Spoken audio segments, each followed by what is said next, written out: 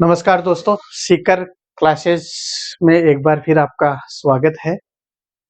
जैसा कि हम टेस्ट सीरीज को चला रहे थे और टेस्ट सीरीज का जो है आज एक नई टेस्ट सीरीज के रूप में आज आपके सामने आए हैं और आपके एक दिन बाद जो है नेट का एग्जाम है, तो नेट के लिए अजय महत्वपूर्ण प्रश्नों का जो है आपके पास सामने जो है एक संग्रह हम लेके आए हैं, जो आपके एग्जाम में काफी हेल्पफुल होंगे। आज का जो टेस्ट सीरीज है उसमें हमने जो है मिक्स्ड क्वेश्चनों का समावेश किया है और मिक्स्ड क्वेश्चनों में आपका जो पहला क्वेश्चन है वो है क्लासिफाइड क्लासिफाइड कैटलॉग कोड में एक वर्गीकृत कैटलॉग में जोड़ी गई विशिष्ट वर्ग संख्या प्रविष्टि को किस प्रकार परिभाषित करती है। तो जैसा कि आप जानते हैं क्लासिफाइड कैटलॉग कोड महत्वपूर्ण प्रश्न है और एग्जाम में भी ये आ चुका है। क्लासिफाइड कैटलॉग कोड जिसको हम सामान्य भाषा में CCC के नाम से जानते हैं, वर्गीकृत प्रसूची जो वर्ष 1934 में डॉक्टर एस.आर. रंगानाथन द्वारा दी गई थी। Doctor SR. रंगानाथन द्वारा दी गई थी ये।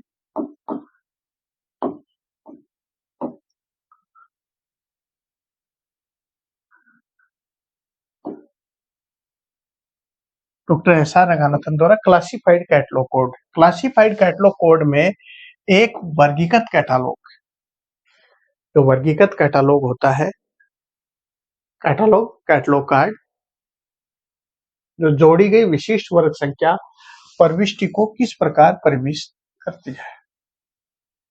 तो जो कैटलॉग में जो विशिष्ट वर्ग संख्या प्रविष्टि को जोड़ा जाता है तो वो प्रति संदर्भ सूचकांक प्रविष्टि के रूप में जाना जाता है। प्रति संदर्भ सूचकांक प्रविष्टि, जैसा कि आप जानते हैं इसमें जो है प्रविष्टि होती है वो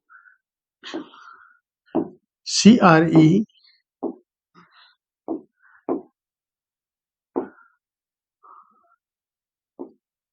CRIE, BR,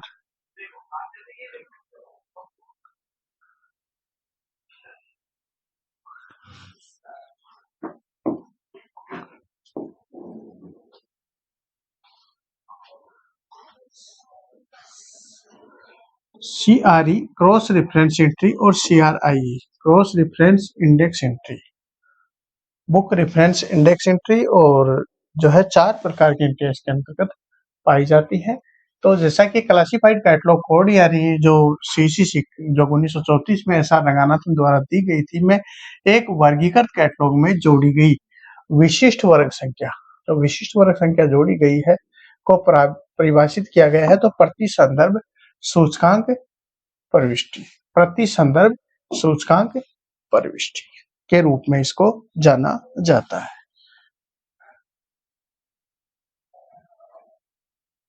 दूसरा आपका प्रश्न है, निम्नलिखित में से कौन वेब ओपेक की विशेषता है। तो वेब ओपेक की विशेषता कमांड लैंग्वेज पर आधारित होती है, ये नहीं है। ये फेज इंडेक्स होती है, ये नहीं है। परी कोऑर्डिनेट है, ये नहीं है। नेविगेशन पर आधारित है, ठीक है ना। तो वेब ओपेक की विशेषता ये नेविगेशन पर आधारित होती है। वेब ओपेक जो है आपका नेविगेशन पर आधारित होता है। प्रश्न नंबर 3 देखिएगा। प्रश्न नंबर 3 है, कर्मचारी सूत्र के अनुसार विश्वविद्यालय के पुस्तकालयों के कौन से विभाग के में वर्ष के प्रत्येक दिन पुस्तकालय का उपयोग करने वाले प्रति 50 पाठकों के लिए एक व्यक्तिगत कार्यकर्ता होना चाहिए, ठीक है। तो जो है डॉक्टर एस.आर. रंगानाथन ने एक सूत्र दिया था जो है स्टाफ फार्मूला, और उस स्टाफ फार्मूला में बताया था कि यदि एक पुस्तकालय वर्ष भर कार्य करता है, ठीक है ना, तो जो है 50 पाठक प्रतिदिन यूज करते हैं तो उसमें जो है एक संदर्भ कार्यालय होना चाहिए। तो कर्मचारी सूत्र के अनुसार विश्वविद्यालय के पुस्तकालय के कौन से विभाग में वर्ष के प्रत्येक दिन पुस्तकालय का उपयोग करने वाले प्रति 50 पाठकों के लिए एक व्यक्तिगत कार्य होना चाहिए। तो यदि पुस्तकालय वर्ष भर कार्य करे, पुस्तकालय वर्ष भर कार्य करे और जो है 50 पाठक प्रतिदिन आए तो एक संदर्भ पुस्तकालय अध्यक्ष की आवश्यकता उसके अंदर होगी, संदर्भ कर्मचारी की आवश्यकता इसके अंतर्गत होगी। ये नहीं है, ये नहीं है, ये नहीं है और ये होगा आपका कि एक संदर्भ पुस्तकालय की जो कर्मचारी है उसकी आवश्यकता हमें होगी। अगला प्रश्न है वो डॉक्टर एस आर रंगनाथन से संबंधित है।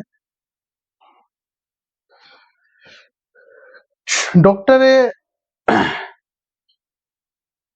एस आर रंगनाथन द्वारा विकसित, किसके द्वारा विकसित? डॉक्टर एस आर रंगनाथन द्वारा विकसित वर्गीकरण के सामान्य सिद्धांत। डॉक्टर एस आर रंगनाथन ने दिए थे भाई वर्गीकरण के सामान्य सिद्धांत। निम्नलिखित में से किस श्रेणी में वर्गीकृत किए जा सकते हैं? तो जो वर्गीकरण के जो सामान्य सिद्धांत हैं वो जो है वर्गीकरण का गतिशीलता के सिद्धांत के अंतर्गत इसको जो है विभाजित किया जाता है। वर्गीकरण का वर्णनात्मक सिद्धांत नहीं होगा, वर्गीकरण का स्तर सिद्धांत नहीं होगा, उन्नत वर्गीकरण नहीं होगा, वर्गीकरण का गतिशील सिद्धांत के अंतर्गत इसको शामिल किया जाएगा। ठीक है ना, तो प्रश्न पुनः देख लीजिएगा। डॉक्टर एस आर रंगनाथन द्वारा विकसित वर्गीकरण के सामान्य सिद्धांत, जो सामान्य सिद्धांत हैं निम्नलिखित में से किस श्रेणी में रखे जाते हैं? तो वर्गीकरण के जो गतिशील सिद्धांत है उसके अंतर्गत सामान्य सिद्धांतों को रखा जाता है। निम्नलिखित में से कौन सी उपयोगकर्ता की अध्ययन की एक अप्रत्यक्ष विधि है? अप्रत्यक्ष विधि आपको बतानी है कि उपयोगकर्ता अध्ययन की कौन सी विधि है, वो अप्रत्यक्ष विधि है। तो देखिए डायरी स्वयं द्वारा लिखी जाती है, ठीक है, इसलिए प्रत्यक्ष होगी। संचालन अनुसंधान ये भी स्वयं है, तो ये भी स्वयं द्वारा किया जाता है। पुस्तकालय रिकॉर्ड का विश्लेषण है, ये भी स्वयं द्वारा किया जाता है, ठीक है। लेकिन प्रश्नावली हम बनाते हैं और दूसरे व्यक्ति को देते हैं, इसलिए इसका ये नहीं होगा, ये नहीं होगा, ये नहीं होगा और इसका प्रश्न होगा द। महत्वपूर्ण प्रश्न है भाई, परीक्षा के लिए जी बहुत अच्छा प्रश्न है कि निम्नलिखित में से कौन सा उपयोगकर्ता अध्ययन की एक प्रत्यक्ष विधि होती है जिसे व्यक्ति स्वयं भागीदारी लेता है। तो ये तो जो है प्रत्यक्ष विधि के उदाहरण है और ये जो है प्रश्नावली है वो आपका अप्रत्यक्ष विधि का एक उदाहरण है। नेक्स्ट देखिएगा, नेक्स्ट प्रश्न है आपका शोध गंगोत्री चल रहे भारतीय अनुसंधान का एक कोष किस प्रकार की सेवा है? कि शोध गंगोत्री है वो किस प्रकार की एक सेवा है, ठीक है ना। तो शोध गंगोत्री जैसा कि आपको पता है शोधार्थियों की जो है के लिए महत्वपूर्ण रूप से ये बनाई गई है, ठीक है, और ये हमें जानकारी शोधार्थियों के जो है शोध से संबंधित प्राप्त करवाती है, इसलिए ये चेतावनी सेवा, अलर्टिंग सेवा के अंतर्गत इसको रखा जाता है, ठीक है ना। तो शोध गंगोत्री कैसी सेवा है? तो शोध गंगोत्री एक अलर्टिंग सेवा है, चेतावनी सेवा है। शोध गंगोत्री एक अलर्टिंग सेवा है या चेतावनी सेवा है। नेक्स्ट प्रश्न देखिएगा, बहुत ही शानदार प्रश्न है।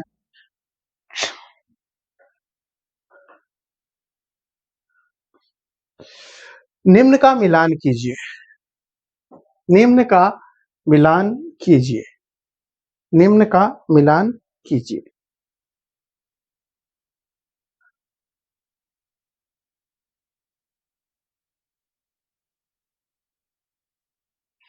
एजलिक है, एटालिस है,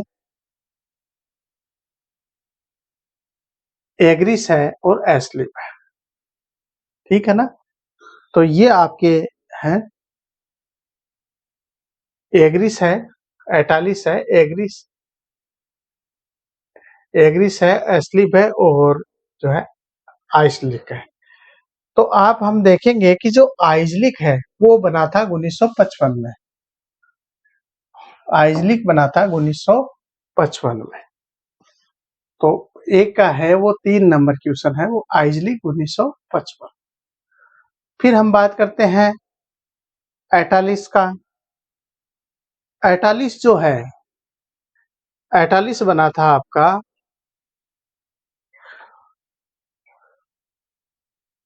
1900 गुणंतर में, 48 बना था 1900 गुणंतर में। फिर बात करते हैं एग्रीस का। तो एग्रीस जो आपका बना था वो बना था 75 में, सी का 3। और एस्लीप बना था वो 1924 में। ठीक है ना। तो देखिएगा आइजलिक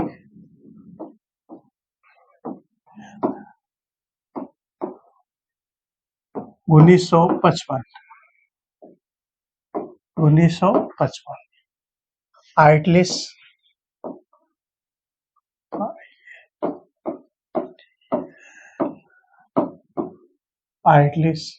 1969, एग्रीस 1975,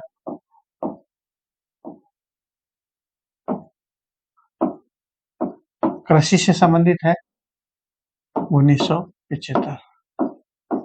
और फिर बच गया asleep special library association, association of special library, ASLIB, ये बना है आपका 1924 में। ठीक है।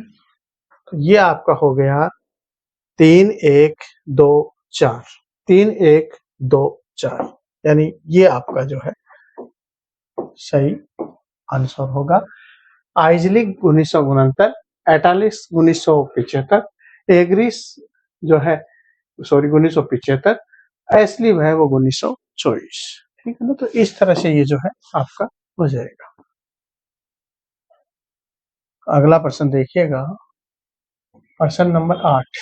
ये भी एक मिलान का प्रश्न है, यूजीसी नेट में ये प्रश्न आ चुका है आपके, महत्वपूर्ण प्रश्न है, फिर से आ सकता है आपके। तो देखिएगा, निम्नलिखित युग्मों में से सही सुमेलित कीजिए।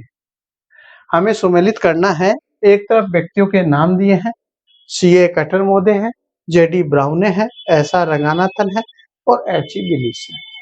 दूसरी तरफ आपको दी है ये वर्गीकरण सूचियां दी गई हैं कि कौन सी सूची किसके द्वारा वो दी गई है। तो आपको मैं बता दूं कि जो CA कटरमोदे है, CA कटरमोदे, इन्होंने जो दिया था वो एक्सपेंसिव क्लासिफिकेशन दिया था। ठीक है ना। एक्सपेंसिव क्लासिफिकेशन यानी विस्तारशील वर्गीकरण जो पद्धति है वो CA कटर द्वारा दी गई थी 1851 में। कई किताबों में 1893 में मिलता है। ठीक है ना, ये ज्यादा ठीक है। Expensive classification bye CA cutter 1891। फिर बात करते हैं JD ब्राउने। JD ब्राउने है, उसने जो है सब्जेक्ट वर्गीकरण दिया था। ठीक है ना, विषय क्लासिफिकेशन। तो JD ब्राउने है, उसका आपका हो गया सब्जेक्ट क्लासिफिकेशन, विषय वर्गीकरण। ठीक है। उसके बाद में आता है डॉक्टर SR रंगानाथन। तो SR रंगानाथन है, उसने आपको दिया था द्विबिंदु वर्गीकरण पद्धति। किसने? SR रंगानाथन ने। इसको हम CC के नाम से जानते हैं, कॉलन क्लासिफिकेशन। किसके नाम से?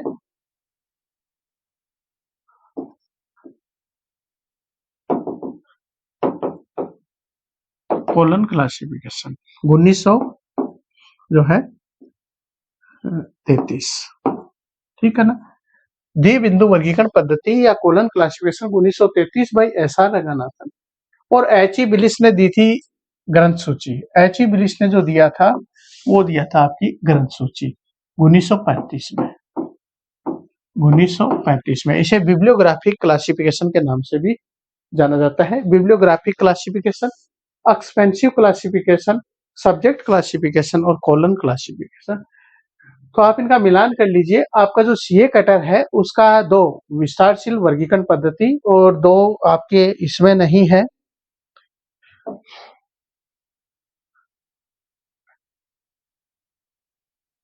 इसमें भी आपका 2 नंबर नहीं है, इसमें भी आपका 2 नंबर नहीं है, सिर्फ एक में ही है। तो 2 नंबर आपका उत्तर है वो सही होगा कि जो है CA कटर द्वारा विस्तारशील वर्गीकरण पद्धति, JD ब्राउने जो है जेडी ब्राउने द्वारा दी गई है विषय वर्गीकरण पद्धति, रंगनाथन द्वारा द्विबिंदु वर्गीकरण पद्धति और हेनरी विलिस द्वारा 1935 में ग्रंथ सूची वर्गीकरण पद्धति को दिया गया है। यह आपकी क्लासिफिकेशन स्कीम है और उनको देने वाले व्यक्तियों के नाम है। नेक्स्ट पर्सन देखिएगा नंबर 9 और 9 नंबर का आपका जो प्रश्न है वो है सूचना के प्राथमिक स्रोतों में सम्मिलित है। सूचना के प्राथमिक स्रोतों में सम्मिलित है। तो जैसा कि आप जानते हैं कि जो सूचना के स्रोत हैं उनका 3 प्रकार का विभाजन मिलता है। जो हैंसन है उसने सूचना को 2 भागों में बांटा, प्राथमिक और द्वितीय। डॉक्टर एस आर रंगनाथन है उसने सूचना को जो है 4 भागों में बांटा, परंपरागत, अपरंपरागत, नव परंपरागत और अप्रलेखीय। और ग्रोगन है उसने सूचना को 3 भागों में बांटा, प्राथमिक, द्वितीय और तृतीय। हमारे यहाँ जो प्रश्न है वो सूचना के प्राथमिक स्रोतों में सम्मिलित है, तो हमें प्राथमिक स्रोतों को देखना है। प्राथमिक स्रोतों के लिए आप ध्यान रखिएगा, प्राथमिक स्रोत वह स्रोत होते हैं जिनमें हमेशा नवीनतम सूचना प्राप्त होती है, नई जानकारी जो हमें प्राप्त होती है वो सूचना के प्राथमिक स्रोत होते हैं और ये हमेशा नए ज्ञान में वृद्धि करते हैं। ठीक है, तो हम बात करें रिसर्च बुक, तो रिसर्च बुक है वो सूचना का प्राथमिक स्रोत है। रिसर्च बुक है वो सूचना का प्राथमिक स्रोत होता है क्योंकि शोध में हमेशा हमें नई जानकारी प्राप्त होती है, नए ज्ञान का उदय होता है। स्टैंडर्ड भी सूचना का प्राथमिक स्रोत है। ठीक है, फिर बात करें रिसर्च पीरियोडिकल, तो ये भी सूचना का प्राथमिक स्रोत है। तो कहने का मतलब ये सूचना के कौन से स्रोत है, ये प्राथमिक है। ठीक है जी। अब बात करें अबस्ट्रैक्ट, पहले जो है पीरियोडिकल लिखी जाती है तो वो सूचना का प्राथमिक स्रोत होता है, फिर उसका अबस्ट्रैक्ट या सारकरण बनता है और जब सारकरण बन जाता है तो ये सूचना का द्वितीय स्रोत बन जाता है। सूचना का द्वितीय। अब अपने प्रश्न है कि सूचना के प्राथमिक स्रोत, तो प्राथमिक स्रोत रिसर्च बुक हो गया, स्टैंडर्ड हो गया और रिसर्च पीरियोडिकल हो गया, अबस्ट्रैक्ट द्वितीय हो गया। तो हमें इसको ढूंढना है, तो हम इसमें शामिल करेंगे इसको, एक तो हम शामिल कर देंगे 1, 2 और 3। कहाँ आ रहे हैं अपने उत्तर, 1, 2 और 3, 1, 2 और 3, 4 नंबर। तो 4 नंबर का जो उत्तर है वो सही है, ये गलत है, ये गलत है, ये गलत है और ये उत्तर है आपका वो बिल्कुल सही है। ठीक है ना, तो सूचना के प्राथमिक स्रोत और द्वितीय स्रोतों को भी आप जो है ध्यान में रखेंगे। और आज का जो अंतिम प्रश्न है,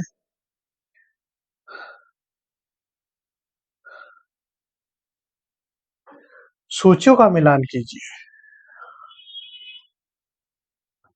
सूचियों का हमें मिलान करना है और सूचियों का मिलान करने के लिए हम देखते हैं कि अपने सामने इंडेक्सिंग सिस्टम दिया है, इंडेक्सिंग या अबस्ट्रैक्ट दिया है।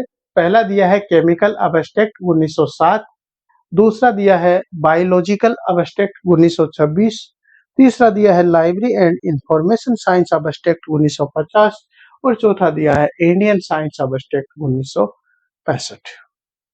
प्रोवाइड एजेंसी पूछी है अमेरिकन केमिकल सोसाइटी, थॉमसन जो है, रोजर्स लाइब्रेरी एसोसिएशन लंदन और इंसडोक न्यू निस्केयर, जो नया नाम इसका निस्केयर है।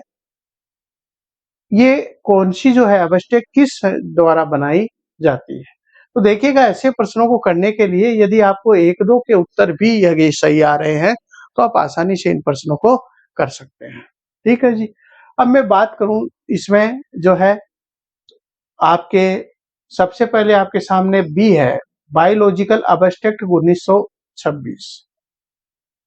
ठीक है ना, बायोलॉजिकल अबस्ट्रैक्ट 1926। तो यहाँ आपका उत्तर आ गया जो है बायोलॉजिकल अबस्ट्रैक्ट 1926 बी है और बी के लिए जो है आपका उत्तर होगा वो हो जाएगा 4 नंबर। तो ठीक है ना, तो बायोलॉजिकल अबस्ट्रैक्ट 1926 इसके लिए हो गया 4 नंबर। अब बात करते हैं हम आपका केमिकल अबस्ट्रैक्ट 1907, तो केमिकल अबस्ट्रैक्ट 1907 है उसके लिए हो गया 1 नंबर। American chemical society. देखिए यहाँ केमिकल है, यहाँ केमिकल है, आसानी से आप इसको खोल सकते हैं। तो ये हो गया आपका जो है पहले का 1 नंबर। अब देखिएगा पहले का 1 नंबर किस में आ रहा है, एक तो 1 में आ रहा है और एक आ रहा है आपका 4 में। इसका मतलब ये तो आपका नहीं है और ये भी आपका नहीं है। अब बचते कौन से हैं, 2 और 4। दूसरे में आते हैं बायोलॉजिकल अबस्ट्रैक्ट 1926, ये इंसडोक द्वारा। तो बी का 4 इसमें नहीं आ रहा है, इसमें 2 आ रहा है, तो ये नहीं होगा और आपका उत्तर ये है वो सही होगा। ठीक है जी, ये उत्तर आपका क्या हो जाएगा, सही होगा। अब मिलान कर लीजिए, ए में 1, बी में 4, सी में 2, सी में 2 और आपका जो डी है उसमें 3। ठीक है जी। अब देखिए chemical abstract 1907 American chemical society द्वारा, बायोलॉजिकल अबस्ट्रैक्ट 1926 ये इंसडोक या न्यू निस्केर द्वारा, library and information science abstract 1950 ये थॉमस रोजर्स द्वारा, और इंडियन साइंस अबस्ट्रैक्ट जो है लाइब्रेरी एसोसिएशन लंदन द्वारा जो है किया जाएगा और आपका 2 नंबर का उत्तर है वो बिल्कुल सही हो जाएगा। ठीक है ना। तो इस तरह से जो है ये महत्वपूर्ण प्रश्न की जो सीरीज है जिसको आप जो है अच्छे से देखेंगे और समझेंगे। Thank you.